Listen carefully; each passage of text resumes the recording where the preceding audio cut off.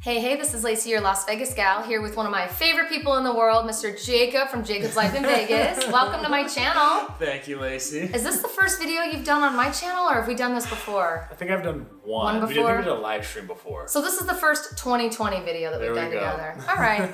Today we're going to talk about, should I sell my house? What the heck should I do if I have a house and we're in this moment right now, or really in this moment 10 years from now? I'm going to give you kind of some inside scoop on if you should sell your house, things you should be thinking about, and a little bit more.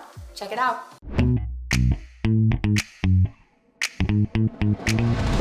So, Lacey, we're talking somebody's looking at selling their home, whether they want to move here to nice sunny Las Vegas one day. 300 days of sunshine a year, just FYI. Exactly. Or they already live here in Las Vegas for whatever the case may be. I mean, if someone says, I'm thinking about selling my home, they're up in the air on it, what would you ask them, what would you say to them to get them thinking about whether it would be a good idea for their situation? It's so funny that you're asking that, because this is a call that we get a lot from people who are considering moving to Vegas. A lot of the people that actually watch your channel and my channel who are thinking about it, dreaming about it, and they're in this moment right now and they say, why am I not doing this today? Why have I not started to look at things sooner rather than later? Why do I have to wait? Or the other side of it is, I was gonna move today, maybe I should wait. There's all this weird kind of back and forth. Yeah. So the first question we always ask anybody is, why are you thinking of moving? Period, end of story, why? If you're not really clear on the why, as to whether it could be my house is too small, or it's too big because the kids have moved out, or I've never purchased a home, but my mom helped me buy a condo and I want to get rid of it because, it could be 100 ways from Sunday as to what it is, but you have to know your why. Once you know why you want to get rid of this asset that is a really good asset to have, we never want to encourage you to sell real estate unless you're going to take the equity from that home and move it into something bigger and better, or better for your lifestyle. So first question is why. After you know your why and you really solidly kind of feel good about kind of some of the things that are roaming through your head, whether it's too big, too small, want a bigger kitchen, don't want to live here, want to live in the desert, hate the humidity, what are the barrage of reasons people call us to want to move here? Get out of the cold. Yeah. You want to first and foremost identify, what do you owe on the home? That's a really big piece of the puzzle. A lot of people think, I bought the house for $400,000, I owe $200,000, so I've got $200,000 in equity.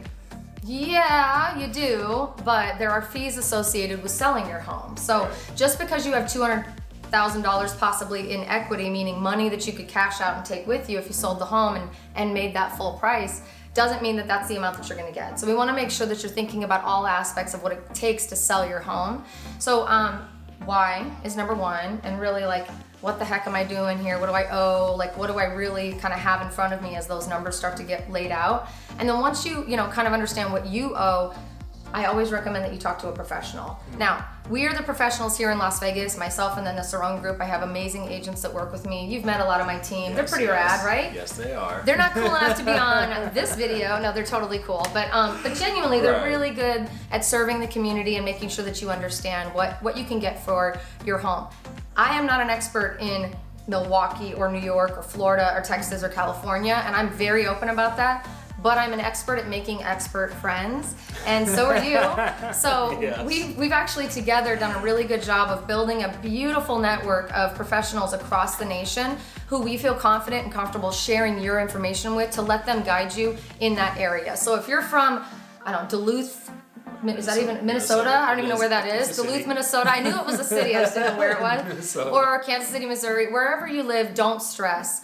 And we also know that everybody's got an aunt, uncle, sister, brother. Everybody's got a real estate professional in their family. It's good to start with them, but I always want to recommend that you start with somebody who does not know you and has no outside interest in what the heck's going on in your life.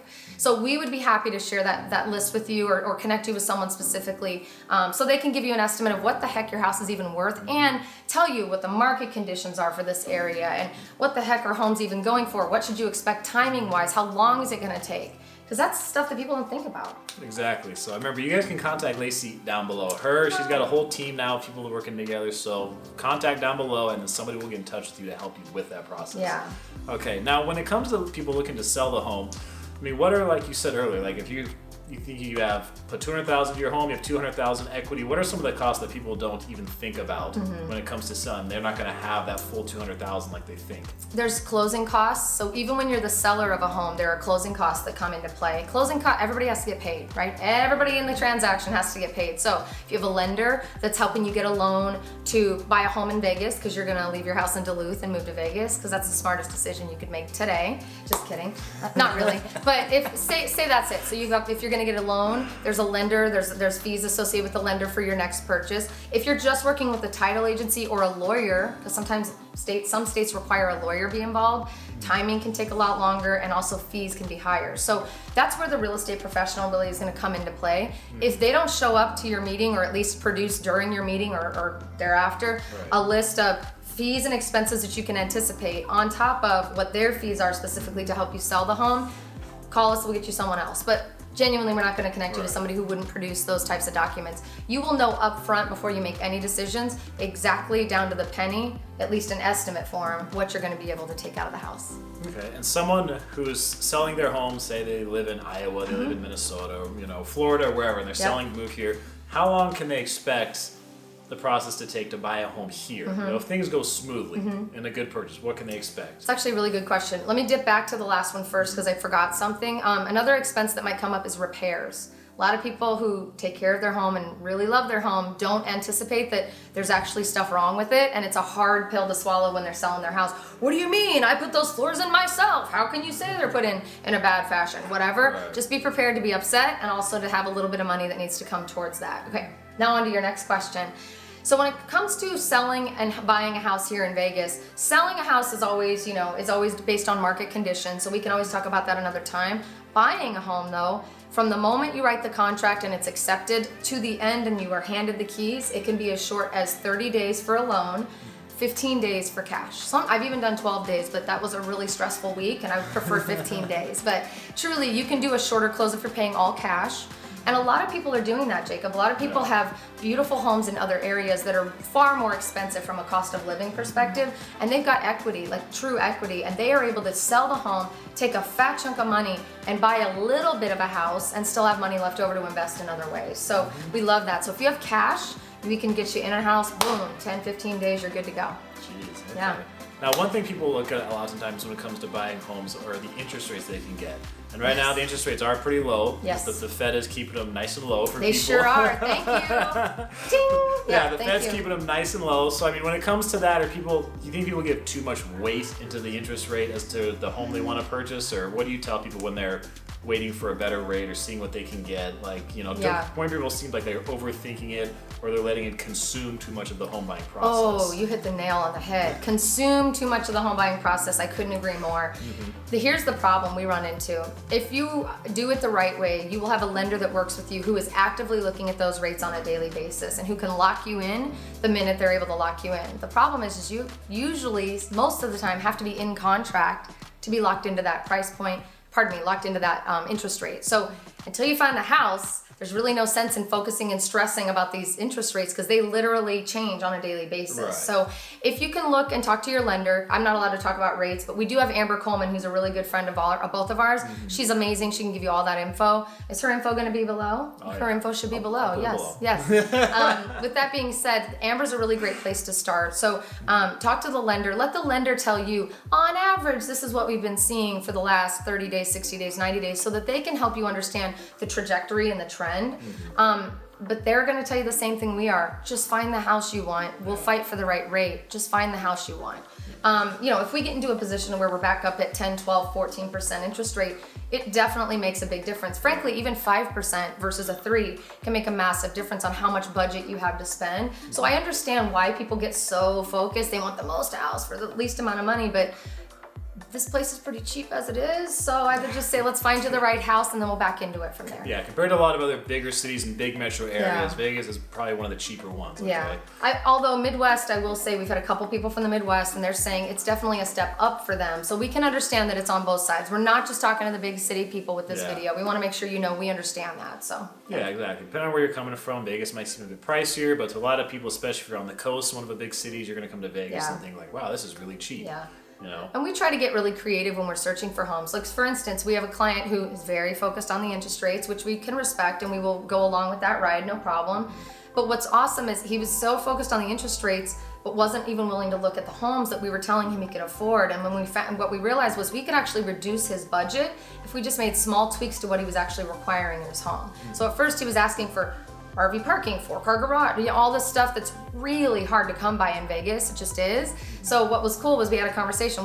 We know the rate's important. What if we tell you we can save you 40 grand right now if you just pay for RV parking outside of your home? How about that? And then it turned into, oh, screw the rate.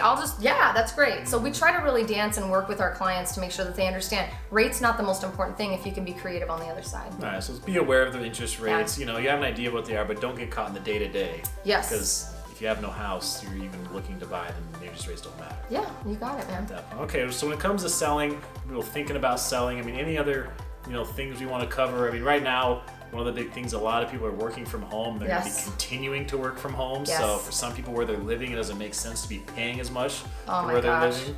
I'll tell you what, during this pandemic virus situation that we've been in, it has been an interesting thing to see. And there's a silver lining that I feel has come through this, in that big business has finally woken up and realized people are responsible, they can work from home and be productive, and oh my goodness, we don't have to have a brick and mortar that involves, you know, people clocking in and clocking out on a daily basis. So I think that's a beautiful thing that's coming from this. It's giving people a lot more freedom to determine where they live, where they raise their kids, and they're not stuck because of that job, that city, that environment.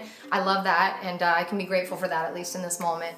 With that being said, you know, some of the things that you want to think about, and some of the big decisions that are being made right now are based on the fact that people are now working from home. Because people are not tied to that city any longer, or that building that their boss told them they had to come to before, they're now going, why am I paying $3,800 a month for a 2-bedroom apartment in the Bay Area that I could be paying $1,700 a month for a 4-bedroom, 2,500 square foot house in Las Vegas? Still do the same job from home, have an office in my home instead of being on my living room couch all day trying to get it done while my cat's running across my screen and my daughter's banging pots. I mean, it's crazy. And our clients really paint those pictures for us when we talk to them. You know, they call and say, I'm sure you've heard this from 83 people, but, and then they go into it and I go, I have, but I'm happy to hear it from 84, because I understand, you know, you get pent up, you know, anger and stress because all of a sudden you went from, this is my cute little quaint apartment and I leave for work, to this is my office, this is my work, this is my home, this is my life. Oh my God, get me out of here, right? So for us, it's been a big, big reason for why people are starting to sell. So that would be one of the reasons I'd start to consider. But while we're in this mode and you are working from home, trying to sell your home and prepare your home to be sold while you're in that mode might be difficult and might prove to be difficult. So take that into account if you are considering selling your home, and understand that selling your home involves people coming into your home.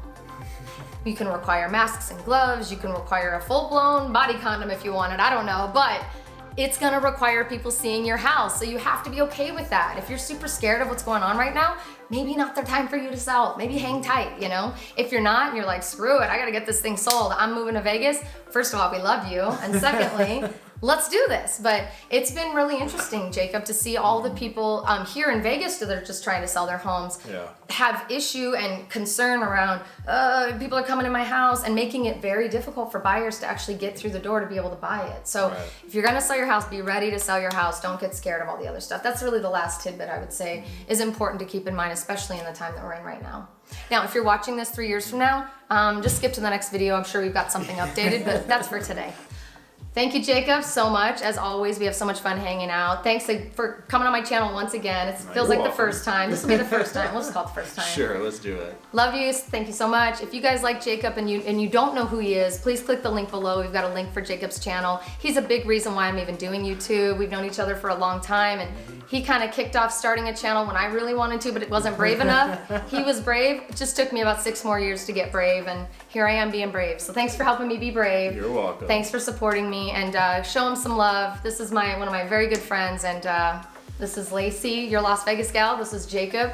This is not his life in Vegas. Today, this is Lacey, Las Vegas gal's best Las Vegas life. See you next time. Bye.